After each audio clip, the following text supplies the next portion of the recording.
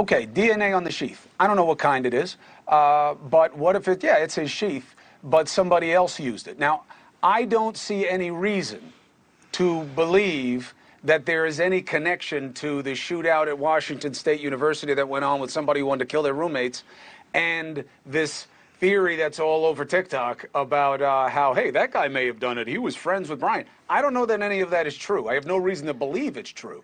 But the idea that Bryan Kohberger may have been there or in the car, but it wasn't him.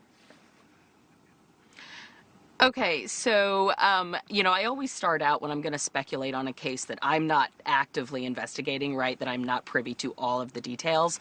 I always want to say that we don't know what we don't know. So it's entirely possible that information could come forward that would make some of those pieces fall into place. However, with what we know publicly right now, I would be completely disinclined to believe there was anybody else at that scene, or that Bryan was operating in tandem with anybody else. When we tend to see high profile, like high crime, intense, violent actions like this committed by two people, what we would call a folie à deux. We're talking about like the Hillside Strangler, Karla Homolka and her husband.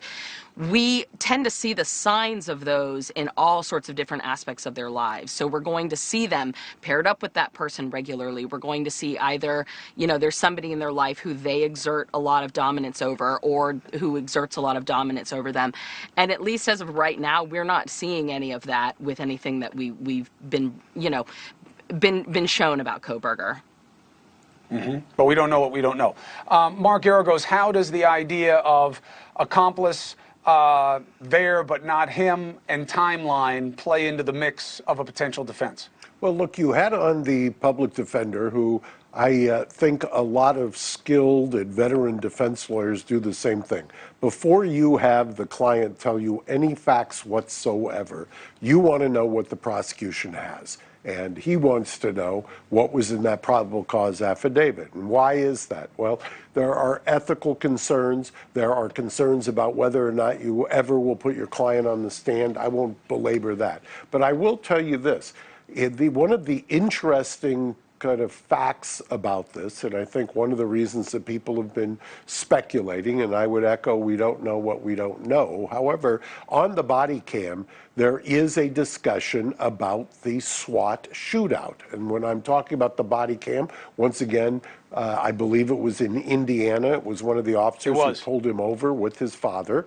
They talked about that. They mentioned that. That's interesting to me as a defense lawyer. One of the things I'd want to know, the first things that I would have an investigator follow up on is, did they know each other?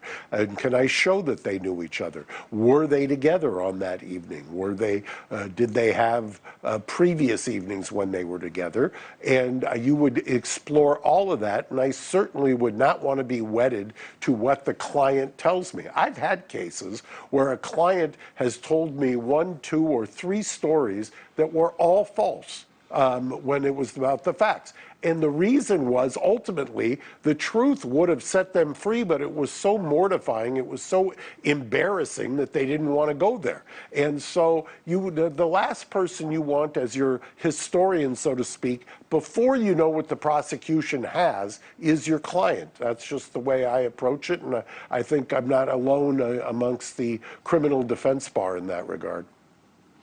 Sarah, the idea of 10 minutes, the timeline, not enough. Couldn't do it alone. How long is 10 minutes? It's a very, very long time, and I would disagree with that as well. I think it's entirely possible, particularly, if we look at the different scenarios without going into too much, graphic detail. If he came up that, onto the second floor landing and encountered Ethan as he was coming out into the hallway, where, Ethan's remains were found, it would have been very quick there in the hallway, a very, quick follow-up in the bedroom with Xana, and then up to the second floor where it at least appears, again, based on what we know now, where his primary target was, or up onto the third floor rather. And so I think it could all happen very quickly. which would also, support the idea that this may have been his first really significant violent act against other people, as opposed to when we see serial predation, we tend to see this kind of knife violence. We would tend to see want to follow up, spend time with the body, and we obviously did not see that here. Hey, thank you for watching. Please go to newsnationnow.com, newsnationnow.com, and you can find NewsNation on your television provider. And don't forget to click the red subscribe button down below. Then you will get more of NewsNation's fact-driven coverage.